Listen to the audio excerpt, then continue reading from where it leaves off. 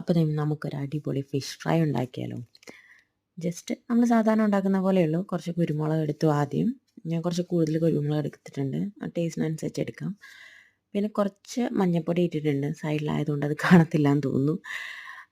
പിന്നെ കുറച്ച് മുളക് പൊടി എടുത്തിട്ടുണ്ട്. ഇച്ചിരി അത്യാവശ്യം എരിവുള്ള മുളക് പൊടിയാണ്. പിന്നെ ഞാൻ കുരുമുളക് കുറച്ച് കൂടുതൽ എടുത്തുകൊണ്ട് ഇച്ചിരി എടുത്തോളൂ.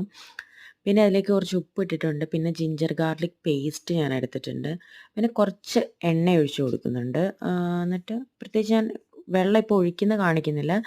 ജസ്റ്റ് മീൻ അതിലേക്ക് ഇട്ടിട്ട് കുറച്ച് വെള്ളം കൂടെ ഒഴിച്ചിട്ടാണ് ഞാൻ ആ മസാല ഒന്ന് മിക്സ് ചെയ്തെടുത്തത്.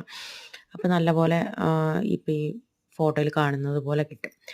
അപ്പോൾ അങ്ങനെ അത് മസാലയൊക്കെ നല്ലപോലെ വരഞ്ഞു കൊടുത്ത മീനിലേക്ക് നല്ലപോലെ ഒന്ന് തേച്ച് കൊടുക്കുക.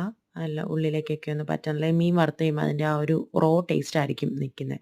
അപ്പം ഇങ്ങനെ നല്ലപോലെ വരഞ്ഞു കൊടുത്തിട്ട് അതിൻ്റെ ഉള്ളിലോട്ട് മസാല തേച്ച് കൊടുക്കുകയാണെങ്കിൽ നല്ല ടേസ്റ്റ് ആയിരിക്കും. മീനിന് ആ ഒരു മസാലയുടെ ഫ്ലേവറൊക്കെ നല്ലതുപോലെ കിട്ടും. അപ്പോൾ ഇങ്ങനെ ഞാൻ നല്ലപോലെ തേച്ച് കൊടുത്തിട്ട് ഒന്ന് റെസ്റ്റ് ചെയ്യാൻ വെച്ചിട്ടുണ്ടായിരുന്നു. കുറച്ച് നേരം ഒരു 10 മിനിറ്റ് വെക്കാനേ സമയം കിട്ടുള്ളൂ. കുറച്ച് നേരം വെച്ചാൽ അതിലും ടേസ്റ്റ് ഉണ്ടെന്നൊക്കെ പറയുന്നു. ഞാൻ അത്രയും വെച്ചില്ല. എന്നിട്ട് അതിലേക്ക് ഒരു പാൻ ചൂടാക്കി അതിലേക്ക് കുറച്ച് വെളിച്ചെണ്ണയാണ് ഒഴിച്ചത് കേട്ടോ. വെളിച്ചെണ്ണ ഒഴിച്ചിട്ട് അതിലേക്ക് കുറച്ച് കറിവേപ്പില ഇട്ട് കൊടുത്തു. അപ്പോൾ ഒത്തിരി അടി പിടിക്കാതെ കരിയാതിരിക്കും. നല്ല നല്ല ടേസ്റ്റ് ആയിരിക്കും മീനിന്. എന്നിട്ട് ഈ 2 മീൻ ഞാൻ ഇതിലോട്ട് ഇട്ടു. മീനിൻ്റെ പേരെന്താണെന്ന് എനിക്കറിയില്ല. നമ്മുടെ നാട്ടിൽ കിട്ടുന്ന കിളിമീനൊക്കെ ഇല്ലേ അതുപോലെ ഇരിക്കുന്നു. അപ്പോൾ അത് രണ്ടും വെച്ചു. എന്നിട്ട് ജസ്റ്റ് ഒന്ന് ഞാൻ മൂടി വയ്ക്കുന്നുണ്ട്. മൂടി വെച്ചിട്ട് നല്ലപോലെ സ്ലോ കുക്ക് ചെയ്താണ് എടുക്കുന്നത്.